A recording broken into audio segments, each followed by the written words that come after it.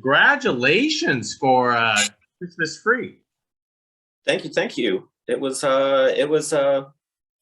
unexpected pleasure, that's for sure. Yeah, the response that we've gotten. Oh, terrific, terrific. So let's start off with the easy question.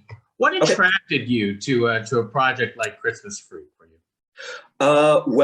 Some really good friends from college were involved. We reconnected several years ago on a different project, and I said I didn't get enough camera time, and Sean Brown said, well, then I'll write a script for you, and you'll have all the camera time you want. So what actor doesn't want a movie about them, right?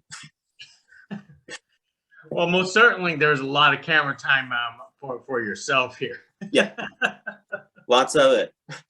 Hope they like my face. So tell us what do you like about playing Rudy in a film like this? I was trained as a character actor, and as a character actor, when a character is as extreme as Rudy, there's a lot of meat there to chew on, a lot of character development that can take place. And since I was in such close communication with Sean Brown about the script, there's a lot of me in there. So in a weird kind of way, it's an exploration of myself and this character. Not that film should be therapy per se, but I was able to look at some parts of myself, and I think those parts of myself are common to everybody. So that made it cool. And it's a Christmas message. That's not really Christmas. So which parts of yourself was into this character?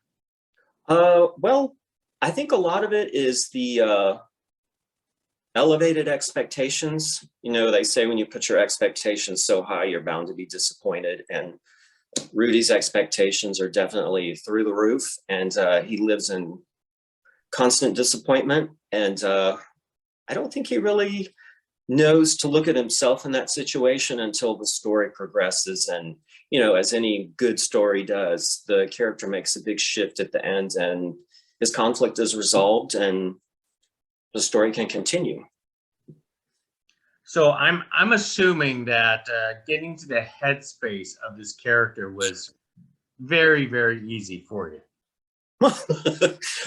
Yes and no. I definitely had a road in because Sean wrote it based on conversations that we had. So there were some definite landmarks there for me.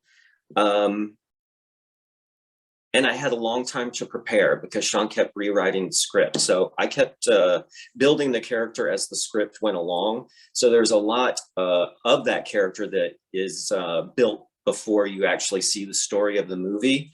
So yes and no. I'm glad I had all the time that I did because it was a lot to bite off. Yeah. How did you meet Sean? It seems like Sean really likes you too. Yeah. Oh, I pay him lots of money to do that. I started another job. Sean and I met in college at United States International University in San Diego, California. He was a couple of years ahead of me. So he was one of those upperclassmen that got to do all the cool stuff. And we actually never had an opportunity to work together. But my best friend in undergrad was a roommate of his where he lived. So you know how college is. Parties and crossing by classes and seeing each other's shows and stuff is how we met. And he gotten back in touch with me to do Strictly Professional a few years ago. And we hadn't seen each other since like my graduation night of college. So yeah, I don't know how he found me. I Facebook, the evil that is Facebook. He found me through that. And he's like, hey, do you want to do a project? And I said, sure. And then Strictly Professional led to Christmas Freak. So tell I mean, it's one of those movies where it's kind of funny. It's because we're watching a Christmas movie before Christmas. Tell us about the love of Christmas for yourself. For myself? Yeah. Well, I'm a Christmas baby, so I love Christmas. I think the whole world is, decorated for my birthday on that time. And so, yeah, I love Christmas. And because of this movie, I have Christmas stuff everywhere in my house, so I'll never escape Christmas. Fortunately, I love it. And I hope everybody else does as well. The cool thing about it is that it's almost like Christmas is the backdrop for Rudy's psyche. If he were obsessed with any other holiday, I think, you would have seen Easter everywhere or Halloween everywhere, but Christmas was a pivotal day in his life. So he got locked into a loop on that day. So this was a perfect holiday and a perfect message for this character.